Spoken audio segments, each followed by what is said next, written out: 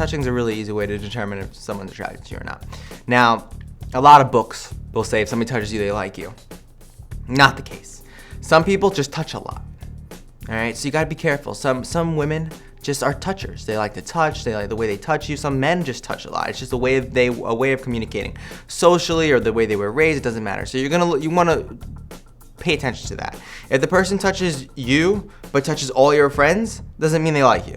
It means they probably just touch a lot. If the person never touches anybody and then all of a sudden touches you, that could mean something interesting, all right? So you're looking for deviations in how people touch you. Now, there's a couple other things. A useful thing to do, essentially, to figure out those deviations in baseline is to just kind of see or observe somebody for 10 minutes and see how often they touch someone. If in 10 minutes they don't touch anybody, or they don't touch any of the people they were interacting with, but in the 10 minutes that you interact with them, they touch you 4 or 5 times, that tends to be a good sign, because it's a sharp deviation in how they normally act, right? You're also going to take into consideration how they touch you, right?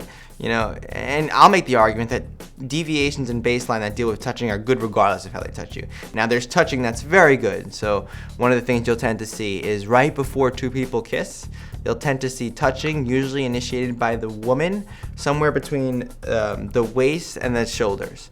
So a lot of women go for the buttons. They'll touch the buttons, or they'll touch somewhere on the hand.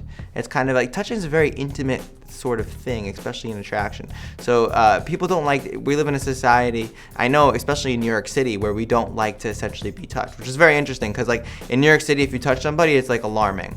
But down south, like I never forget, when I was in New Orleans, everybody was touching. I was like, what the hell is going on? Why are everybody so touchy? But it's a social context there. So touching is not that. So certain women from the Midwest might touch a lot more than women from New York City. That's why you need to really pay attention to the deviation in baseline. Some people are just, that's how they communicate. They touch. And touching is a very important way. You know, it builds rapport, it opens you up, so on and so forth. But you got to make sure that the person touching you actually doesn't touch other people, or else you're just like everybody else.